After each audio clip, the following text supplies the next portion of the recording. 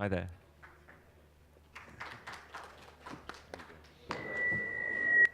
If you want to use that microphone. So just introduce yourself and then tell us about the office you work in and about this project. My name is Paul Baker. I am a director of Wilkinson Eyre Architects based in London. We have a small office in China. And I'm one of a team that worked on this extraordinary project, which was won in a competition, I think, 7 years ago, led very much by the landscape strategy with Andrew Grant and with fantastic environmental engineer, Patrick, and amazing structural engineer sitting over there, Neil Thomas.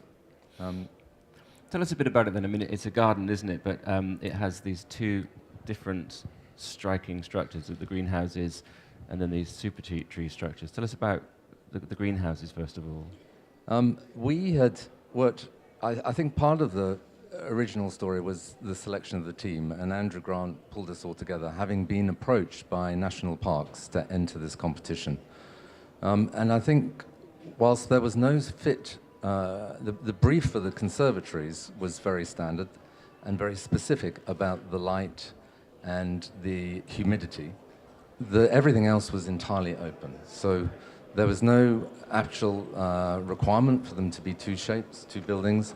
There were two climates to be defined, and one of them was Cloud Mountain, and hence we thought we should do a mountain inside a building, and the other one was about the Mediterranean world. So again, we thought, what's different from a mountain? Okay, let's do a valley. So we created two forms that related to that sensibly.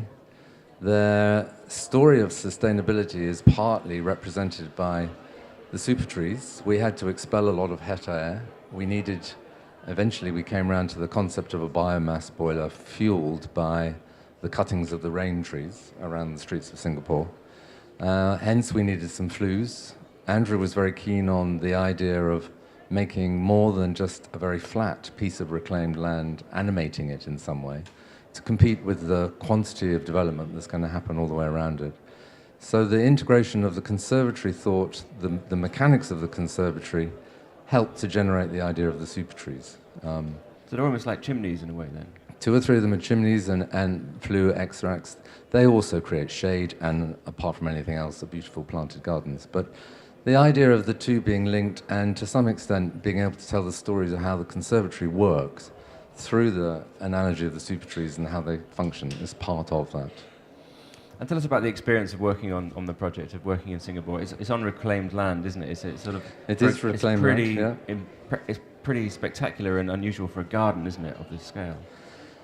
Yeah, it was reclaimed about 30 years ago. It had been left as a park, and the government, I think, took a very brave decision, a very valuable piece of land right in the center of Singapore, to actually retain a large park. It's part of three parks. There's Marina East, Marina South, and Marina Central as well.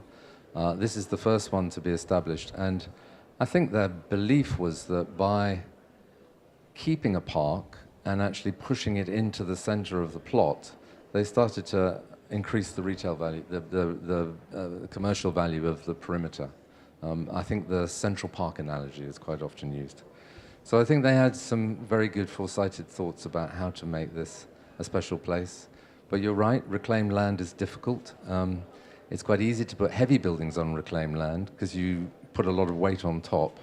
Little structures, not the conservatories, but little structures like the bridges and the pavilions are piled, but they quite possibly start to pop out of the ground if you don't do it right. So it's tricky. It has lots of issues. And you're an office that has projects all around the world. Where are the areas of the world which are getting you the most work, and then the emerging places? How does the architectural world look to you right now? You need to ask the architectural world. I think we enjoy doing this enormously. It's a complete one-off project. Hopefully there will be other gardens and other projects of a similar character, but nothing quite like this, I don't think. We enjoy challenging projects, so I think that's probably our main ambition. So a project with a brilliant client is also really helpful, and a user who knows what they want. So it doesn't matter whether it's a library, a conservatory, or a whatever, hotel. It's very exciting to have somebody who knows and is going to live in the building and has a passion for it. And the one absolutely true from our work at Kew and our work here, the wonderful thing about working with people who like plants is they're very passionate. So that's a good client to have. And finally, I think what's interesting about the super trees is that normally a park is flat, plants stuck in the ground. This is sort of attempts to make a sort of a statement about plants. How did that idea come about? Well, again, very much Andrew Grant, but I think one of the rather amazing things about Singapore is that things do grow. So typically there's lots of examples of vertical planting around the world, but they need a lot of irrigation and a lot of work. And you only have to look at the rain trees here, because quite a lot of them have plants growing on the boughs. So it's quite a natural conclusion to then think that you could actually put things in air and get them to survive. So the idea of vertical gardens was very much part of it, and as I say, creating some real drama in a very flat landscape. Well, it's a very spectacular project. Congratulations on winning the category, and good luck for later on. Thank you very much indeed.